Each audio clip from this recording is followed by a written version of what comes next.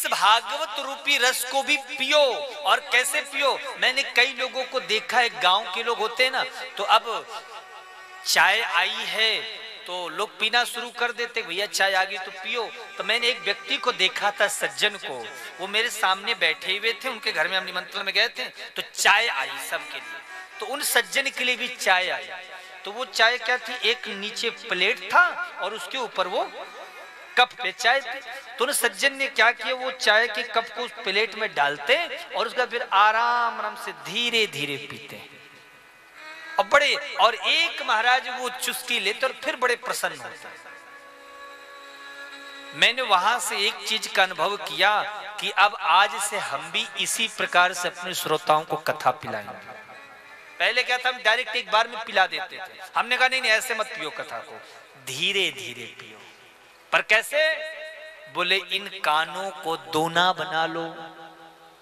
ये भगवान ने कान दिए ना, कैसे कान, ध्यान से देखो कान कैसे दिखते हैं, जैसे दोना दिखता है ना, ऐसे ये कान है। इन कान को दोना बना करके हरि की कथा अमृत को भर लो और प्रेम से धीरे धीरे इस कथा अमृत को पियो। पिबत भागवतम रसमालयम। और जब इस प्रकार से आप कथा को पियोगे, ऐसा आनंद का अनुभव होगा कि आप घर परिवार मकान दुकान सब भूल जाओगे।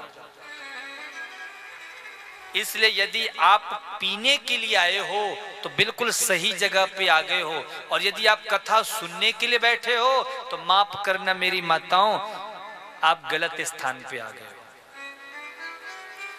पीले पीले ये रस मीठा है नाम का, पीले पीले पीले पीले पीले ये रस मीठा है नाम का, जो रस पीने से नाम हो घनश्याम का। तू पी, तेरी दुनिया लुटा के पी, मस्ती में आके पी, इसी से ज्यादा शौक है तो सदगुरु के शरण में आके आलम को गराबूर कर दे तू अपनी मस्ती में, जमाना ठहर जाएगा, रंग भर दे तू अपनी मस्ती। इसलिए नाम रस को पियो, नशे में रहो। महाराज एक वो जो लोग, एक पीना और भी होता है, जो लोग छिप छिप करके पीते हैं ना मदिरालय में जाकर के, लोग उन्हें भी कहते हैं बड़ा पीता है। एक उसे भी लोग पीना ही बोलते हैं, और एक जो हम लोग पी रहे हैं इसे भी पीना ही कहते हैं। पर मेरी माताओं, एक फर्क है हमारे पीने में और उनके पीने में, पता है? वो जब पीते हैं तो छुप छुप करके पीते हैं, और हम जब पीते हैं तो शरेआम पीते हैं, सबके सामने पीते हैं, सबको दिखा दिखा के पीते हैं। वो जब पीते हैं तो उन्हें नशा चढ़ता है, और वो आपको कहीं गंदे नाली में औंधे मुंह गिरे हुए मिलेंगे। और जब हम पीते हैं और हमें जब इस नाम का नशा चढ़ता है तो सीधे महाराज गोविंद की गोद में ही जाकर के गिरते हैं।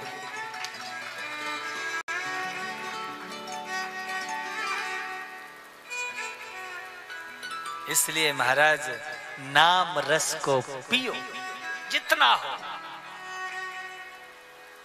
पिबत भागवतम रसमालय। कुछ लोगों ने कहा महाराज चलो मान लिया आज से हम भी पीना शुरू कर देंगे, लेकिन ये तो बता दो कितनी बार पिए। अभी 10 दिन पहले महाराज अपने रिश्तेदार के यहां गए थे, वहां भी पी ही रहे थे। 1 महीना पहले हरिद्वार गए हुए थे, वहां भी पी ही रहे थे।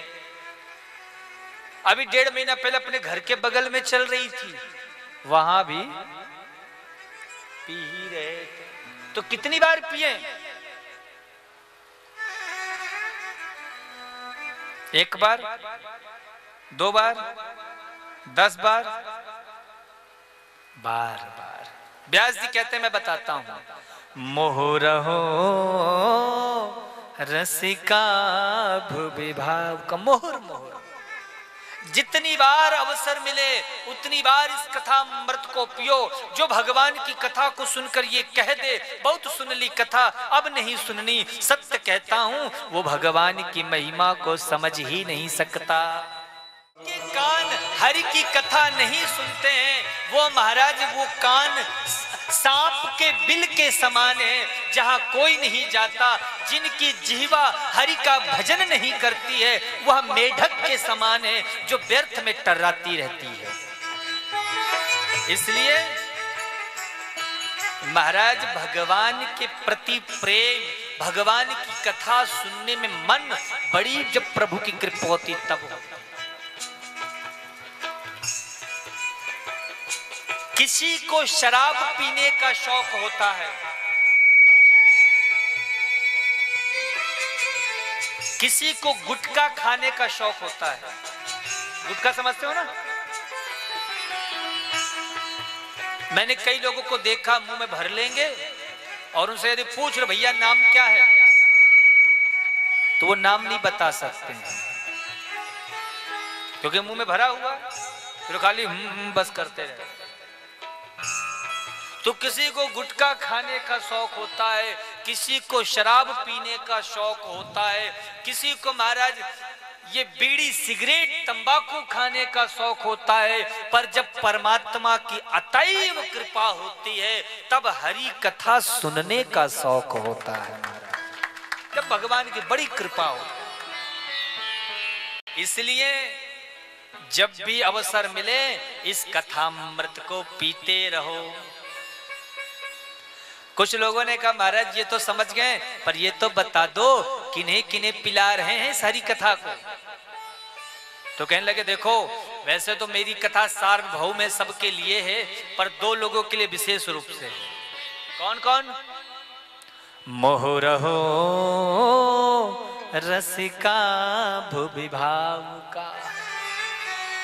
पहला रसिक और दूसरा भावुक, इन दो का नाम स्पेशल रूप से लिया गया है। क्यों भाई? बाकी लोग कौन है फिर कथा सुनने वाले? बोले देखो इन दो का नाम मैंने इसलिए लिया है क्योंकि इनको प्यास तनिक ज्यादा लगी है। और एक बात बोलूं आपसे माताओं, बोलूं? जल का महत्व वही समझ सकता है जिसको प्यास ज्यादा लगी हो। अगर प्यास ना हो और आपको पानी पिलाया जाए तो आप पियोगे? बोलो, कुछ मुंडी ऊपर नीचे कर सकते हो पता चले।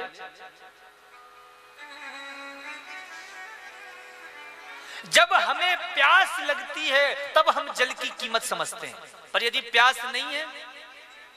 एक भाई साहब स्टेशन पे प्याऊ खोल करके पानी पिला रहे थे, एक सामने सेठ जी खड़े थे बड़ी देर से, उन्होंने कहा भाई साहब लीजिए थोड़ा पानी पी लीजिए।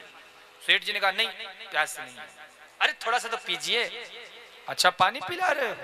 हाँ साहब पानी पिला रहा हूं। अच्छा तो ये बताओ कहां से पानी भर करके लाए हो? पानी तो पिलाना शुरू कर दिया पर नल से भरा कि कुएं से भरा कि ऐसी कहीं से भर करके ले आए? अरे नहीं साहब घर के कुएं का जल है। तो बर्तन मांज करके भरे हो ना, कैसी भर कर ले आए? बोले नहीं साहब बर्तन मांज करके भरा, पानी तो छाना है ना।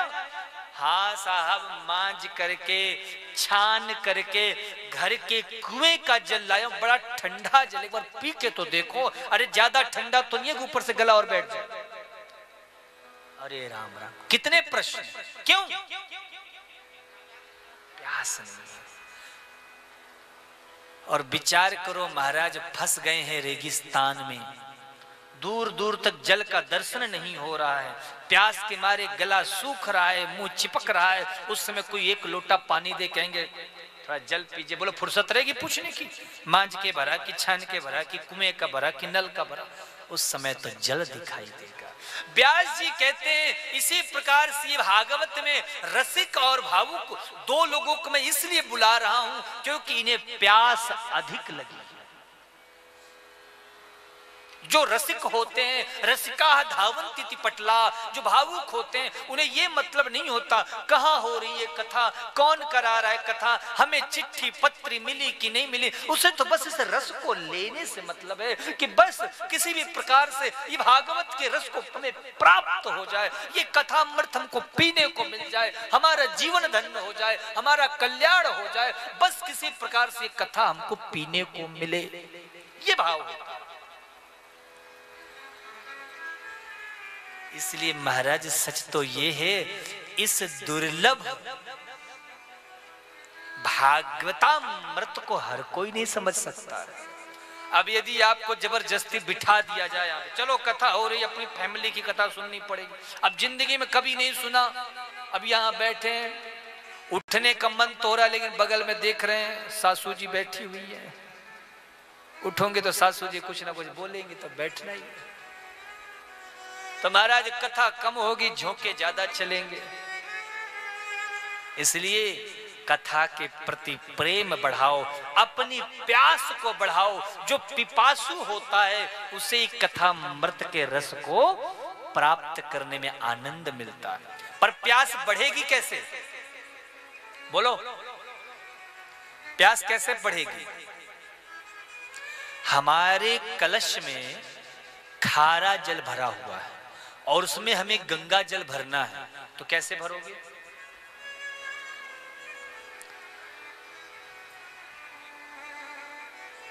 उत्तर दीजिए, कैसे भरोगे? कैसे? पहले खारे जल को निकालोगे, उसके बाद उस जल को, आप गंगा जल को उस खाली कलश पे भरोगे। इसी प्रकार से हमें ठाकुर जी से प्रेम तभी होगा जब हम इस संसार से विरक्त होंगे। विरक्ति का मतलब एक और अर्थ है, एक देखिए, आप गलत अर्थ मत लगा लीजिएगा मेरे शब्दों का। कई लोग ये सोच रहे हैं कि महाराज जी कह रहे हो घर द्वार छोड़ के जंगल चले जाओ, बाबा बन जाओ, महात्मा हो जाओ, इसी को विरक्त कहते हैं। बिल्कुल नहीं। वो विरक्ति किस काम की? अभी मेरी कुछ दिनों पहले महाराज वृंदावन में कथा हो रही थी, एक बड़े धनी सेठ जी आए, बड़े धनी थे, और वो महाराज आए कथा में बैठते और महाराज कथा जहां खत्म होती तुरंत फोन घर में लगाते हैं। बिजनेस कैसे चल रहा है, फैक्ट्री कैसे चल रही है, कितना आय हुआ, कितना व्यय हुआ, आज कौन कौन आया। महाराज दिन भर वो फोन में बात करते रहते बेटे से। मैंने पूछा सेठ जी क्या है, कोई सब ठीक तो है? बोले महाराज आ तो गया हूं कथा में, लेकिन मन में डर लगा रहता कहीं बेटा बिजनेस चौपट ना कर दे, यही चिंता सताए रहता। कथा में भी कई बार बीच बीच में जा करके पूछ लेता हूं फोन से, तो बताओ ऐसी कथा का क्या लाभ? बोलो, है लाभ? तो विरक्ति का अर्थ यह है, जो संसार में रह करके भी जो विरक्त हो, जो इंद्रियों से विरक्त हो, जो महाराज संसार के मोह से विरक्त हो, संसार की तृष्णा जिसे ना सताए, वास्तविकता में वही विरक्ति। आप महाराज जंगल जाकर महात्मा बन करके और 1 साल भजन करोगे, वही आप महाराज सदगृहस्थ होकर के गृहस्थ में रह करके और 1 घंटा भजन कर लोगे। मैं दावे से कहता हूं उस संत के 1 वर्ष से आपका वो 1 दिन का भजन अधिक लाभकारी है। कितना बड़ा लाभ है।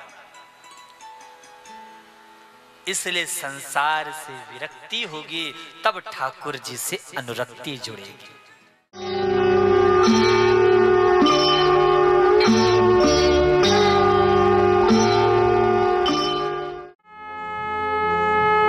परम पूज्य आचार्य बाल व्यास पंडित विवेक जी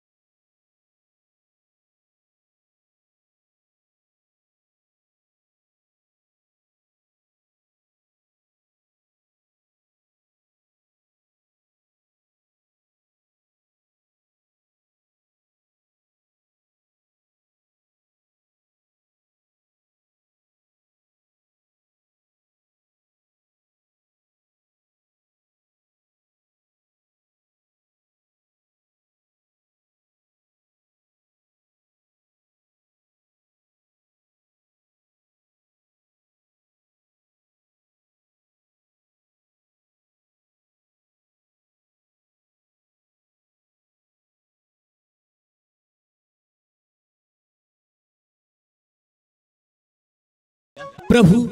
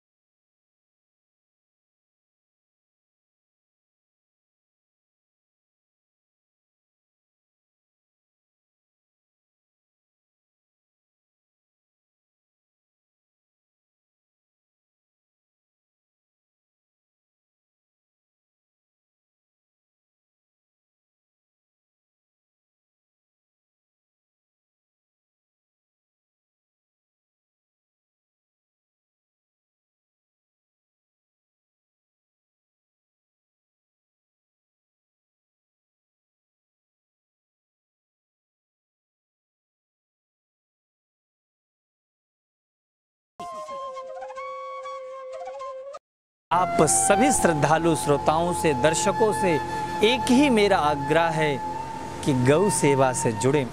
जिस घर में गौ सेवा होती है, निश्चित आप सत्य मानो देवता पितर सब उन पर कृपा करते हैं और वह घर हमेशा प्रसन्न रहता है। जो प्रकृति से भी कुछ नहीं लेती, आज हर मनुष्य उस गाय के साथ खिलवाड़ कर रहा है। इसलिए मेरे सभी दर्शकों से ये प्रार्थना है कि गौ सेवा अवश्य करें। मेरा एक छोटा सा मात्र एक यही प्रयास है कि एक भी गाय की मृत्यु एक्सीडेंट से, बीमारी से ना हो। आज गौ माताएं दर दर भटक रही हैं। आप किसी भी जगह चले जाओ, कोई ना कोई रास्ते में आपको गाय मिल जाएगी। जो भटक रही है, छोड़ देते हैं लोग। आप लोग देख रहे होंगे टीवी स्क्रीन पर, यह दिव्य गौ सेवा धाम अस्पताल बनने के लिए सज्ज है, परंतु धन के बिना इतना बड़ा लक्ष्य प्राप्त करना संभव नहीं है। इसलिए आप सभी लोग जिसकी जैसी शक्ति हो, श्रद्धा हो, समर्पण हो, उस भाव से जुड़ते हुए, सहयोग करते हुए, अपने पूर्वजों के नाम से, परिवार के बच्चों के नाम से जो भी आप बनवाना चाहें, यह गौ सेवा धाम हॉस्पिटल आपके दान की अपेक्षा करते हुए प्रयास कर रहा है कि आप लोग आएं, आगे बढ़ें और इस गौ सेवा धाम हॉस्पिटल में सहयोग करें। यह चित्रकूट की पावन धरा में निर्मित हो रहा है, इसलिए हम सबको आगे बढ़ कर के और सहयोग करना चाहिए।